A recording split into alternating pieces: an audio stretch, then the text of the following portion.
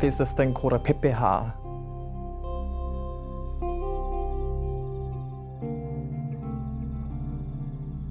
When we go into a place,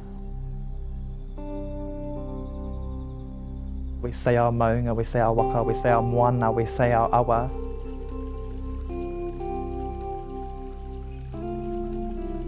And you're instantly able to connect to someone else who also has a connection to that awa, or they might be our neighbour, or they might be further beyond that.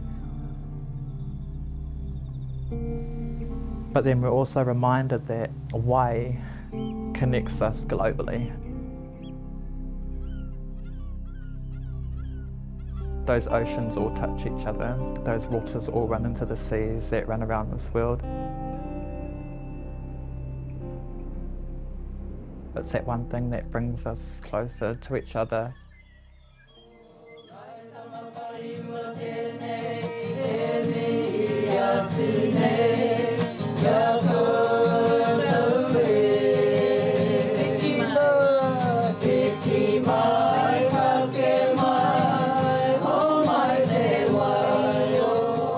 My name is Whenua Murray, and I'm the chairperson of the Te Rere Atu Kahia Marae Committee here in Katikati on Te Rere Atu Kahia Marae.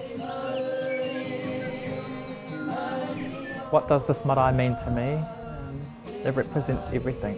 It is the start, the middle and the end.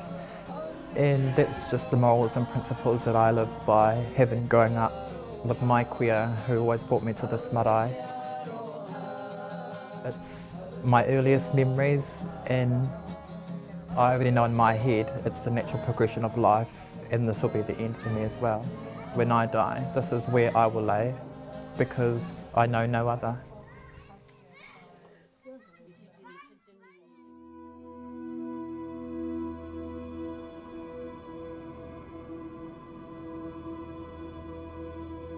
As tangata whenua, we're acutely aware of what's happening in the taiao and our environment. We noticed that it was changing, which has then been the catalyst to set us on track to address climate change. Climate change was a very new topic of kōrero within the kāinga, and despite the fact that we live on the river, we know its movements, we see when it changes, there was this mindset of it's not going to happen in my lifetime. And that mindset was a dangerous mindset, because as Māori we have to think long. Longevity is what we think of. And that culminates in that kōrero about Mokopuna decisions. We need to be making decisions today for Mokopuna to come. When you're thinking about climate change and the effects of climate change, it's at the local level of marae particularly where these effects are felt. You know, we don't have to think hard or think far back to droughts or even more recently, I suppose, floods, things like that, or even just, you know, massive rainfall events. Every year we seem to see them. The intensity of these things are happening quite often, and our marae are just super vulnerable.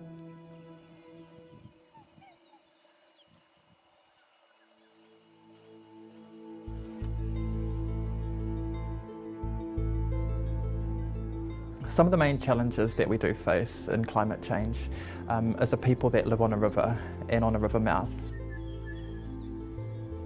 So we're getting challenged from both the moana or the ocean, as well as the river and the catchments that are coming down out of Te Kaimai. Te Rere Atu Kahia awa is of huge importance to us as a people here. It's connection, it's identity, it's life. It's also death. It gives and it takes life, and that's the power and the mana of wai and water.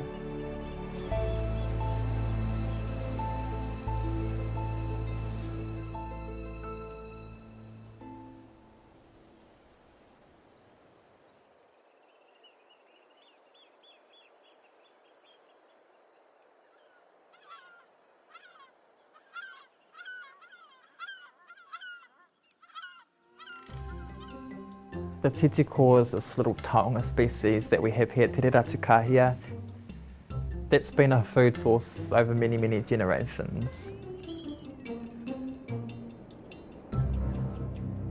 The environment it favours is no longer here, and that's a real scary aspect because it's been a food source that has been here for as long as we've been here.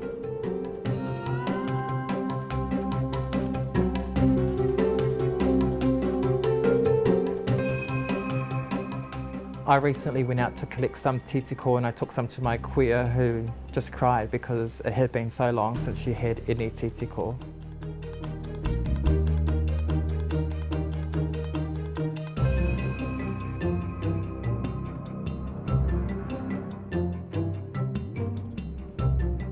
The reality is of the titiko, it's quite similar to us in that it requires a particular environment to thrive, to survive. So much like humans, the titiko adapts and it moves. A managed retreat, so to speak.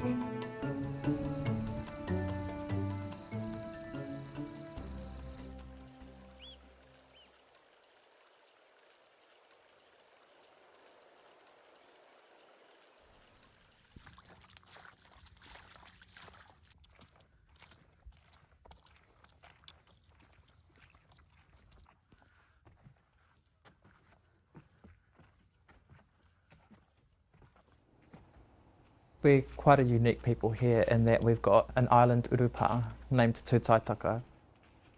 Tūtaitaka was originally a pā site for one of our tūpuna, and what it is today is the active urupa for our people.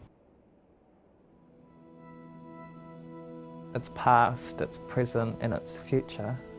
And just because it's the urupa, that doesn't mean that we wouldn't look after it like it wasn't a place that the living were living.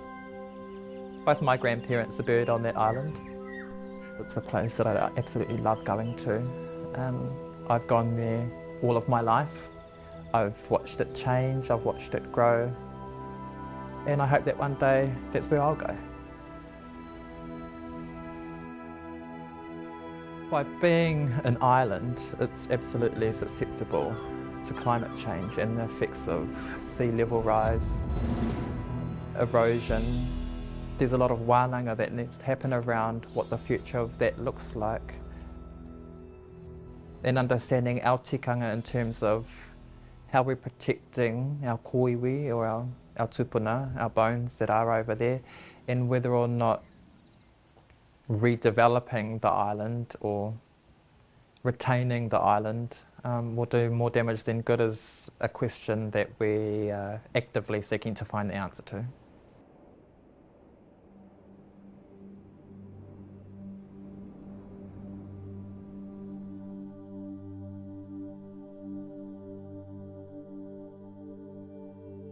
If we're going to try and address, what has been often multiple years of damage done to the lands and the rivers where you can see it. You just look at what's happening to the riverways, and then the impacts of climate on that system.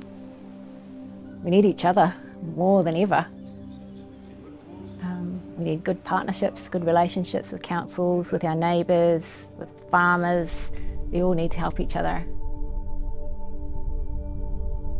We know as Indigenous people, the mahi that we do, we might not see the fruits in our lifetime. And again, Mokopuna Decisions, it's always about the mokopuna or the unborn. That's the whole point of this kaupapa and the frameworks that sit within Indigenous Kāinga or an Indigenous environment is forward thinking. It always has to be like that. That's it for me. It's about the tomorrow. It's about our mokopuna. It's about our whenua. It's about the idea of oranga and helping to restore oranga.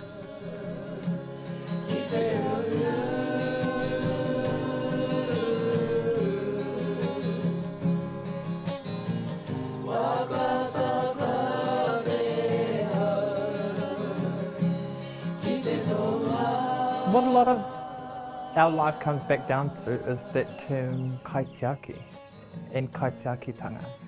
and knowing that we're only caretakers of the now. This is not ours.